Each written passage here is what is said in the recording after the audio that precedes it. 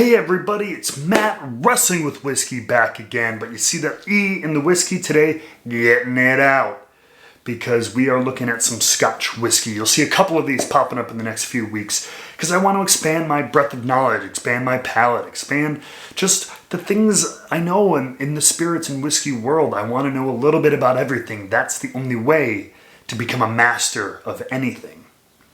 And so today we're going to jump in with some Scotch whiskey, which thank you to my father for letting me yoink a couple of his bottles. He's a huge Scotch fan.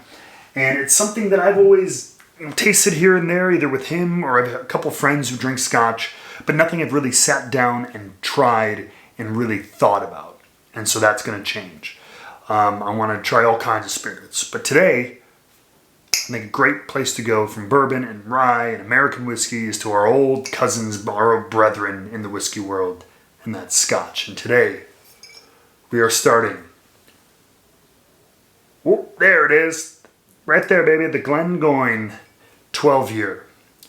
Now, I wanted to do a little bit of research, and as it says right there, 1833, it has been continuously distilling since 1833. It's over 175 years. It is a Highland Scotch whiskey, which is one of the several regions that are famous for making Scotch.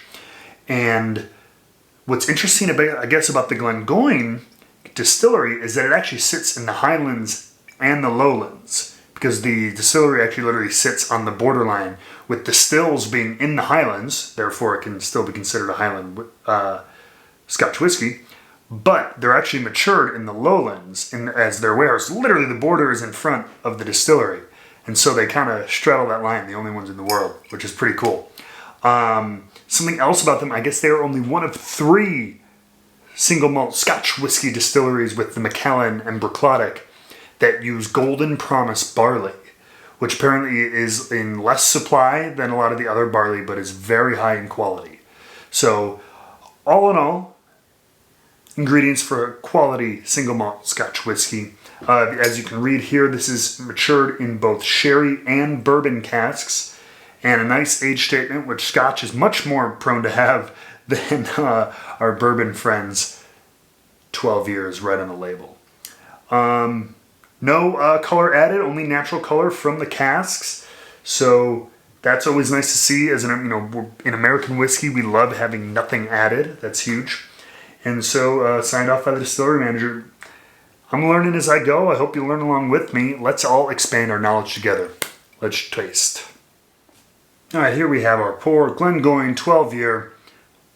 Cheers to all. Sláinte to my old Celtic brothers over there.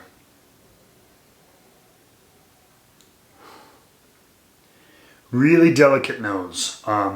Something I've always found from Scotch whiskeys. Very fruity and delicate. The proof is never knocking on your socks. In this case, it's 43%, so it's only 86. But the temperature never really gets super high over there, so the proof doesn't go up a ton, even when you have cask strength releases. But yeah, I always find it really soft, fruity. A little grain on the nose, but not much. Some light pepper in there, but very little. Soft, not a lot of alcohol, which is great. Almost a subtle almond, kind of walnutty note. But I mean, this is soft green apples and light citrus all the way.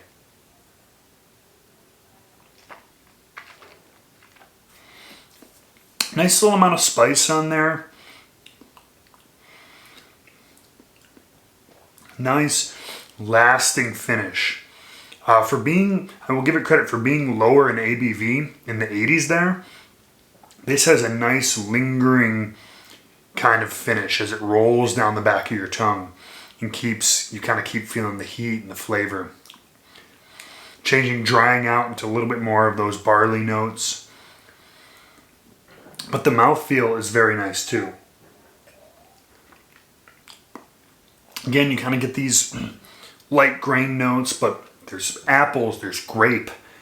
It's a lot of lighter fruits. It's not dark cherries or plum or anything like that. It's almost like peppery sugar too, like almost like a sweet candied spice in a way. But again, a nice, long-lasting, coating the mouth, coating the throat kind of feel. Overall, very, very enjoyable. And so, I gotta say, if this is my start into Scotch whiskey, it's gonna be a good couple of weeks. Keep joining me. Wrestling with Whiskey will be back. Always expand your horizons. Always try new things, new products, new types of whiskey. And when you're doing that, always, always, always be wrestling with whiskey.